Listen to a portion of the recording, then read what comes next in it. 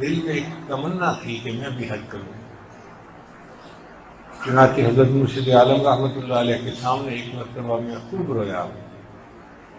میں نے کہا کہ حضرت میرے بڑے دل کی آرزو ہے، تمنا ہے کہ میں حج کروں، مگر کچھ ایسے اسباب نہیں بن رہے کہ میں حج پہ جاؤں، آپ میرے لیے دعا کریں۔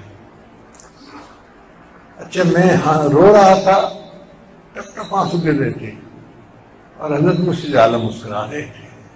میں بڑا حیران کہ بھئی میں رو رہا ہوں اور حضرت مجھے دیکھتے کہ مسکرا رہے ہیں۔ اب سمجھ میں بات آتی ہے کہ ان کی نگاہ دور دیکھ رہی تھی، وہ سمجھ رہے تھے کہ یہ اب اتنا رو رہا ہے اور ایک وقت آئے گا کہ اللہ اس کے لیے اپنے گھر کے دروازے کھول دیں گے۔ چنانچہ سبب اس کا یہ بنا کہ اس زمانے میں یہاں فیکٹری میں میری نوکری تھی، میں چیف انجینئر تھا، تو بہت سارا بونس ملا، پیسے بہت سارے ملے۔ تو میں نے اپنے دل میں سوچا کہ یہ تو پیسے اتنے ہیں کہ میں حج آرام سے کر سکتا ہوں۔ پھر دل میں خیال آیا کہ بجائے اس کے کہ میں حج کروں، میں یہ پیسے اپنی حضرت کو پیش کرتا ہوں کہ وہ میری طرف سے حج کرے۔ چنانچہ کافی سارے پیسے تھے، میں لے کے چکوال حاضر ہوا۔ میں نے حضرت کی خدمت میں عرض کیا کہ حضرت آپ کو تو ہر سال 5-5 6 جگہوں سے حج کی ٹکٹیں آتی ہیں، اگر اس دفعہ میرے اوپر احسان فرمائیں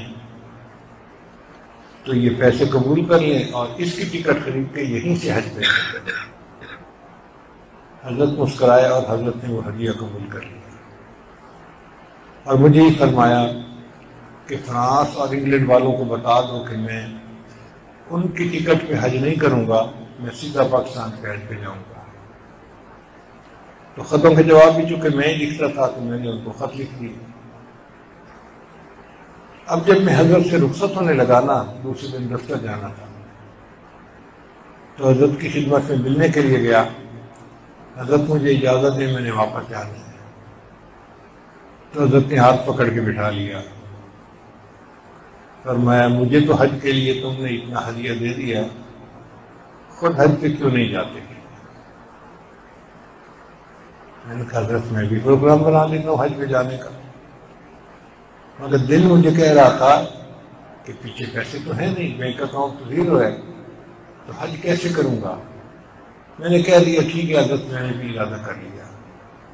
حضرت سمجھنے لگے ٹھیک ہے، اپنا ویزا لگواؤ، ٹکٹ بنواؤ اور تم بھی میرے ساتھ حج پہ چلو۔ میں نے بھی ارادہ کر لیا۔ میں گھر آیا، میں نے گھر آ کے اپنی والدہ کو بتایا کہ امی اس طرح میرا حج کا ارادہ بن گیا ہے، حضرت نے فرمایا تم بھی میرے ساتھ حج پہ چلو۔ ایسے تو نہیں ہے میرے پاس، لیکن میں نے ارادہ کر لیا ہے۔ تو امی نے کہا کہ بیٹا دل تو میرا بھی بڑا چاہتا ہے کہ میں بھی حج کروں، اللہ سبب بنائے گا۔ تو میں نے جب دیکھا کہ میری والدہ کی بھی تمنا ہے حج کرنے کی، میں نے کہا امی آپ بھی تیاری کریں، میں آپ کو بھی لے جاؤں گا۔ یقینا شد دو شد، اب ہم 2 ہو گئے حج کرنے والے۔ شام کو میرے بڑے بھائی آئے جو میرے استاد بھی تھے، میرے محسن بھی تھے، میرے مربی بھی تھے۔ ان کو امی نے بتایا تو انہوں نے امی کو کہا کہ دل تو میرا بھی بڑا چاہتا ہے حج پہ جاؤں، مگر وسائل نہیں ہیں۔ تو امی نے مجھے بتایا کہ تیرے بھائی کی تمنا بھی ہے کہ وہ بھی حج پہ جائے۔ میں نے کہا امی ان کو بھی کو تیاری کریں، تینوں کو میں حج پہ لے کے جاؤں گا۔ اب ہم گھر کے 3 بندے حج کے لیے تیار ہو گئے۔ ایک تو ہوتی ہے حج کی ترتیب کہ کمپنی کو پیسے دو اور وہاں سے جاؤ۔ اس زمانے میں ترتیب یہ تھی کہ ویزا لگواتے تھے اور ٹکٹ بنواتے تھے اور حج پہ جاتے تھے، وہاں جا کے گروپ بنتے تھے جدہ میں۔ اب ارادے تو ہم نے کر لیے، لیکن ہمیں حج کا ویزا لینا تھا۔ ویزا لینے کے لیے NOC لینا پڑتا تھا، اور یہ NOC ministry of religious affair میں جو سیکٹری تھا نا وہ دیتا تھا۔ تو میں نے اپنے بھائی جان کو کہا کہ بھائی جان میرا تو دفتر کا مسئلہ ہے، چھٹی نہیں ملتی، تو اگر آپ اسلام آباد چلے جائیں نا اور NOC وہاں سے بنوا لیں تو باقی کام پھر آسان ہو جائے گا۔ بھائی جان نے کہا بہت اچھا۔ انہوں نے اپلیکیشن بنائی اور اسلام آباد چلے گئے۔ اچھا، اسلام آباد میں ان دنوں میں وزارت مذہبی امور میں ہزاروں لوگ ہوتے تھے حج کا این او سی لینے والے۔ 2 دن پہلے اتنے لوگ تھے کہ پولیس کو لاٹھی چارج کرنا پڑا، اتنے لوگ جمع ہو گئے کہ پولیس کو لاٹھی چارج کرنا پڑا، سختی بہت تھی۔ بھائی جان وہاں گئے تو اس دن وزارت میں کوئی بندہ آیا ہی نہیں۔ وہ کہتے ہیں کہ میں اندر چلا گیا اور پوچھتے پوچھتے کہ جی سیکرٹری صاحب کا دفتر کہاں ہے، میں اس کے دفتر پہ پہنچ گیا۔ اب دفتر کے سامنے جا کر کھڑا تو سیکرٹری صاحب کا جو خادم تھا، پیون تھا، وہ باہر نکلا اور اس نے کہا حاجی صاحب آپ این او سی لینے آئے ہیں؟ تو بھائی جان نے کہا ہاں جی این او سی لینے آئے۔ کہتے بڑا اچھا وقت ہے، اندر چلے جاؤ۔ اب وزیر لیڈر آیا بیٹھے اور وہ سیکرٹری صاحب کو کہہ رہا ہے کہ آپ اپنی فلاں پارٹی کے بندوں کو این او سی دیتے ہیں اور ہمارے پارٹی کے بندوں کو نہیں دیتے، اور سیکرٹری کہہ رہے نہیں جی میرے پاس تو جو بھی آتا ہے میں دے دیتا ہوں، تو یہ اچھا موقع ہے آپ لے جائیں، مل جائے گا۔ بھائی جان کہتے ہیں کہ میں دفتر کے اندر داخل ہوا، اس نے سفیداری دیکھی تو اس نے کہا حاجی صاحب آؤ، کیوں آئے ہو؟ اور جی ہمیں این او سی چاہیے۔ کہتے لے آؤ۔ انہوں نے کاغذ رکھا اور انہوں نے سائن کر دیے، لو جی این او سی مل گیا۔ اب بھائی جان باہر نکلے تو انہوں نے مجھے فون کیا کہ این او سی تو مل گیا، اب کیا کرنا ہے؟ میں نے کہا کہ اب جو ہے اس کا ویزا لگوانا ہے سعودی ایمبیسی سے، وہ بھی ایک مسئلہ تھا۔ ان دنوں ویزا لینے کے لیے لوگ فجر کی اذانوں کے وقت ایمبیسی کے باہر لائنیں لگا لیتے تھے، کوئی 2 سے 3 ہزار بندوں کی لمبی لائن ہوتی تھی، اور ان میں سے کوئی 400-500 کی درخواستیں وہ لیتے تھے اور باقیوں کو کہتے تھے کل واپس آنا۔ 6 گھنٹے لائن میں کھڑے ہونے کے باوجود لوگ اپنی اپلیکیشن جمع نہیں کروا سکتے تھے، اتنا رش تھا۔ اب ان دنوں میں ویزا لینا تو ایک مشکل کام تھا۔ بھائی جان واپس آ گئے تو میں نے اپنے پاسپورٹ لیے اور یہاں سے چل پڑا چھٹی لے کے، ویزا لیتے ہیں۔ اب راستے میں مجھے خیال آیا کہ عراق کا ایک کونسلر تھا جو حضرت کو ملنے آیا تھا چکوال، وہ انگریزی بولتا تھا، کوئی اور انگریزی بولنے والا وہاں تھا نہیں، تو حضرت نے میرے ذمہ لگا دیا کہ کونسلر کے ساتھ ذرا بیٹھ کے بات چیت کرو، اس کا دل لگا رہے۔ تو میں کھانے میں بھی شریک، بات چیت میں بھی شریک، تو کونسلر کا میرے ساتھ ایک تعلق بن گیا، تعارف ہو گیا۔ جب وہ جانے لگا نا تو مجھے کہتا ہے کہ آپ کبھی اسلام آباد نہیں آئے؟ میں نے کہا کبھی ضرورت ہوتی ہے تو آتا ہوں۔ کہتے ہیں کوئی بھی اسلام آباد کا کام ہونا تو یہ میرا کارڈ لے لو، مجھے آ کے بتا دینا، میں آپ کو اسلام آباد کا کام کروا دوں گا۔ میں نے وہ کارڈ اپنی جیب میں رکھ لیا تھا، تو مجھے خیال آیا کہ بھئی ہم اگر ایمبیسی میں خود جائیں گے حج کے لیے ویزا لینے تو ہمیں تو لائن میں بھی کوئی لگنے نہیں دے گا، اور 6 گھنٹے ہم انتظار میں کھڑے بھی نہیں ہو سکتے، تو کیا یہ اچھا نہیں ہوگا کہ ہم کونسلر صاحب کو ملیں اور ان کو کہیں کہ وہ ہمیں حج کا ویزا لگوا دیں۔ میرے ایک ساتھی تھے، وہ گاڑی چلا رہے تھے، ہم اسلام آباد پہنچے۔ یہ وہ دن تھا جس دن وہاں پر ایک اسلحہ خانہ تھا جس میں بلاسٹنگ ہوئی تھی اور میزائل اور راکٹ چلے تھے۔ ہمیں نہیں پتا تھا، بس ہم تو اسلام آباد میں جا رہے ہیں، تو ہم دیکھ رہے ہیں کہ ادھر ایک راکٹ زمین کے اندر لگا ہوا ہے، ایک ادھر لگا ہوا ہے، ایک پڑا ہوا ہے۔ تو میں بھی حیران کہ یہ کیا چیزیں ہیں جو یہاں پڑی ہیں، بلکہ میرے ساتھی نے تو گاڑی سے باہر نکل کے ایک راکٹ جو زمین کے اندر لگا ہوا تھا، پھٹا نہیں تھا، اس کو جا کے ہاتھ لگا کے چیک بھی کیا۔ ہم بدھو ہمیں کیا پتا کہ یہ بارود والی چیز ہے۔ بعد میں ہمیں کسی نے بتایا کہ جی اوجری کیمپ کے اندر دھماکہ ہوا ہے اور یہ راکٹ چلے ہیں اور پورے اسلام آباد پنڈی کے اندر یہ آ کے گرے ہیں۔ تو خیر ہمیں اندازہ ہو گیا ہم عراق ایمبیسی میں پہنچے، گیٹ کے اوپر ایک گیٹ کیپر کھڑا تھا، اس نے پوچھا جی کیسے آئے؟ ہم نے کہا بھائی یہ کارڈ ہے، کونسلر ہیں یہاں، ہم ان سے ملنے کے لیے آئے، وہ ہمارے دوست ہیں۔ اس نے ہم سے موبائل وغیرہ لے لیا اور ہمیں اندر جانے دیا۔ جب ہم اندر گئے تو کسی نے پوچھا بھی کیوں آئے؟ ہم نے کہا جی ان سے ملنا۔ ان کا فلاں کمرے میں چلے جاؤ، اس کی سیکرٹری بیٹھی ہوگی تو اس کو بتاؤ، وہ ملاقات کروائے گی۔ ہم وہاں چلے گئے تو ایک عراقی لڑکی اس کی سیکرٹری تھی، وہ بیٹھی ہوئی تھی۔ اس نے مجھے دیکھا تو پوچھا آپ کیوں آئے؟ میں نے کہا جی یہ میرے دوست ہیں اور میں ان سے ملاقات کے لیے آیا ہوں۔ وہ کہنے لگی جی کہ ان کی تو کل ٹرانسفر ہو گئی ہے، تبدیلی ہو گئی ہے اور یہاں سے چلے گئے ہیں، اور میں ہی ان کی سیکرٹری ہوں، لیکن چونکہ وہ آپ کے دوست تھے تو آپ ٹھہرے، میں آپ کی بات سنتی ہوں، آپ مجھے 5 منٹ دیں اور آپ فلاں کمرے میں انتظار کریں۔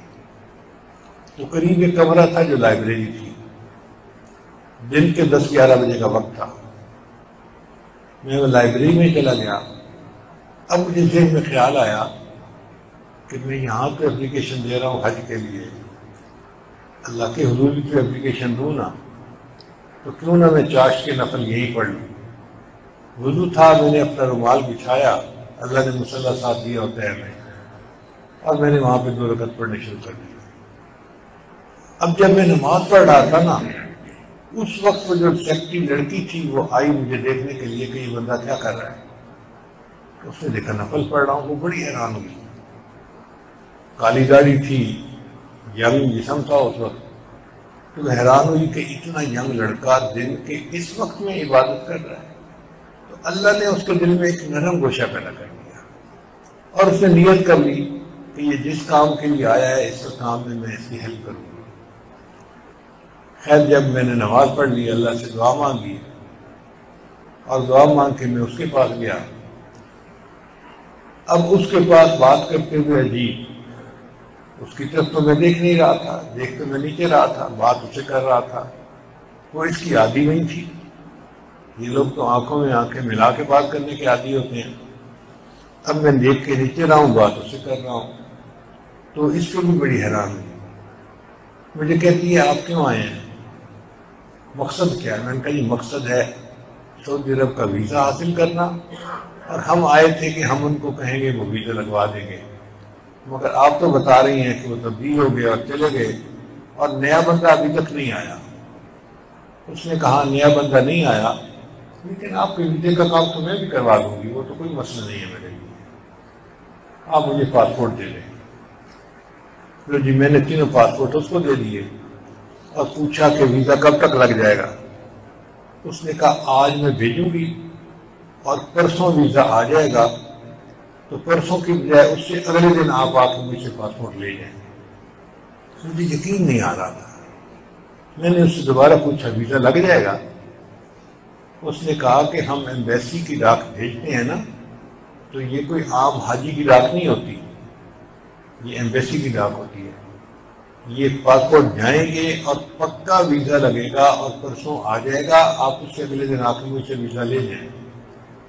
خیر مجھے تسلی ہو گئی کہ انشاءاللہ اللہ تعالیٰ ویزے کا انتظام کر دیں گے۔ ہم لوگ پھر واپس آ گئے۔ اب میں واپس آیا تو مجھے فکر لگی کہ ویزا تو لگ جائے گا، ٹکٹ بھی بنوانی ہے، اور آگے حج کا بھی خرچہ ہے، اور میرے پاس تو پیسے نہیں تھے۔ میرے پاس تو جتنے پیسے تھے میں نے سارے کے سارے حضرت کی خدمت میں پیش کر دیے تھے۔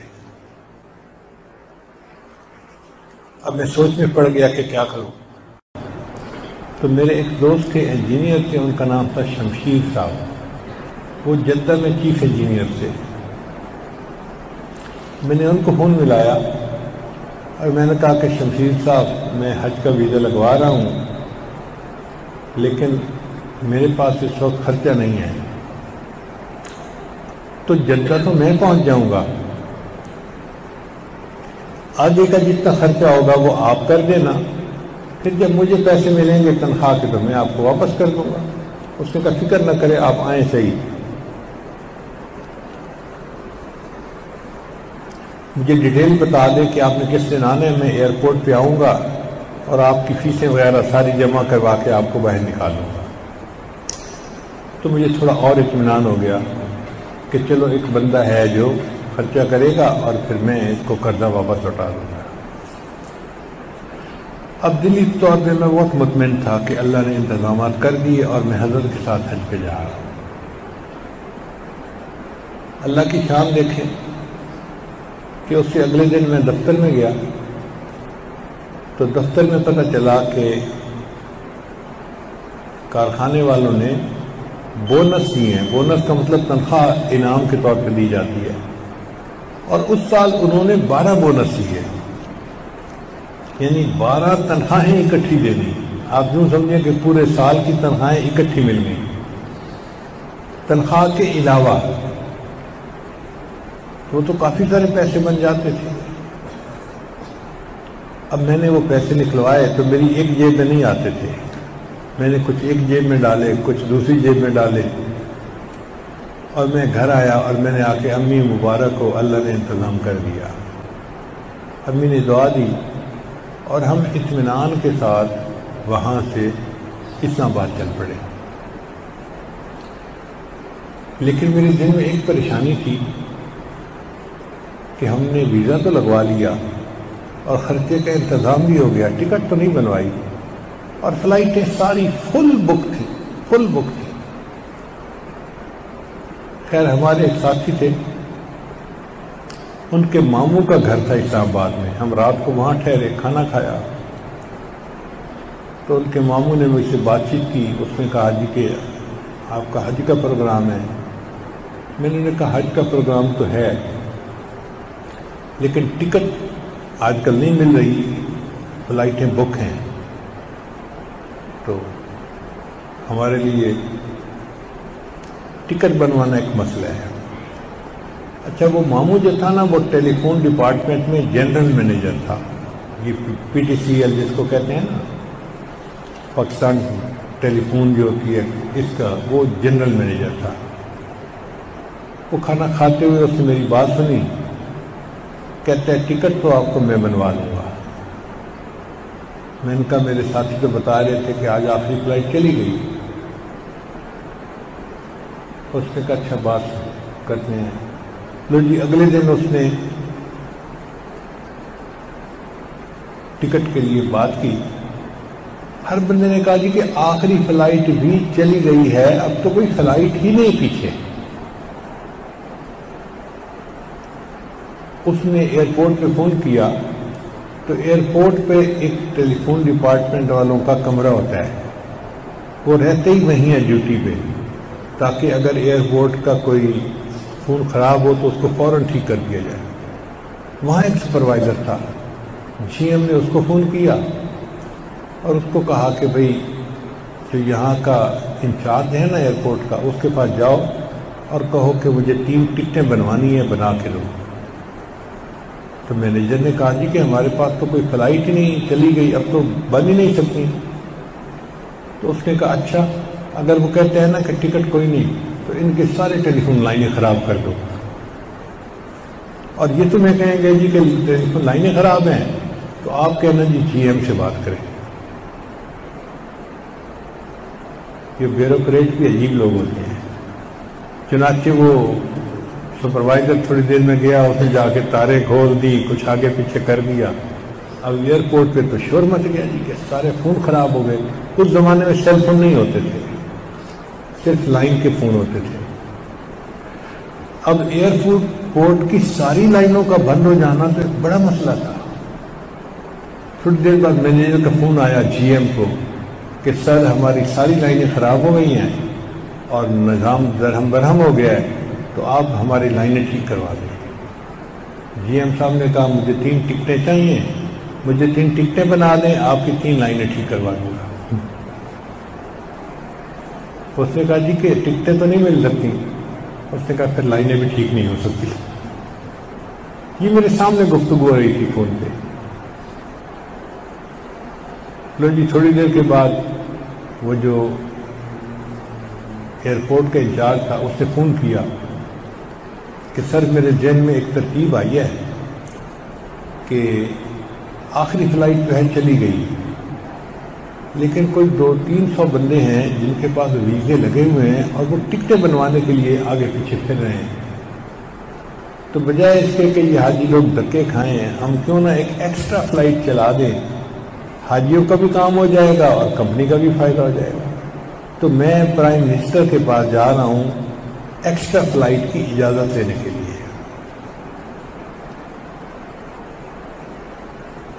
لو جی، شاید ضیاء الحق کا دور تھا، لگتا ایسے ہی ہے۔ تو وہ گیا اور اس نے جا کے ضیاء الحق کو بتایا کہ فلائٹیں تو چلی گئی، لیکن 200-300 حاجی ہیں جن کے پاس ویزے لگے ہوئے ہیں، ٹکٹیں نہیں ان کے پاس بنی ہوئی، اور وہ ٹکٹوں کے لیے ادھر ادھر بیچارے پھرتے رہے ہیں۔ تو اگر آپ ایک ایکسٹرا فلائٹ کی اجازت دے دیں تو ان کو سیٹیں مل جائیں گی اور ہمارا نفع ہو جائے گا۔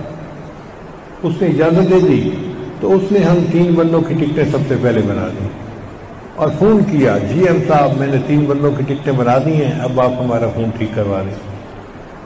تو جی ایم صاحب مسکرائے، مجھے کہنے لگے اب اس کا دماغ ٹھیک ہوا ہے، اب میں اس کی لائنیں ٹھیک کروا دوں گا۔ تو یوں اللہ نے ہماری ٹکٹیں بھی بنوا دی۔ خیر دوسرے دن پھر ہم جہاز پہ روانہ ہوئے۔ اللہ کی شان کہ جب ہم جدہ جا کے اترے نا، تو جہاں حاجی جاتے تھے وہاں آگے جنگلہ لگا ہوا تھا اور جنگلے کے باہر مقامی لوگ کھڑے ہوتے تھے۔ تو میرا وہ دوست جو تھا نا شمشیر صاحب جو چیف انجینئر تھے، وہ بھی وہاں کھڑا تھا، مجھے دیکھ کے بڑا خوش ہوا اور مجھے بار بار کہتا تھا، اپنی جیب کی طرف اشارہ کرتا تھا کہ بھائی میں ریال لے کے آیا ہوں اور میں تیری ساری پیمنٹ کر دوں گا۔ تو میں نے بھی اس کا شکریہ ادا کیا اور میں نے اپنی جو ہے نا وہ ایک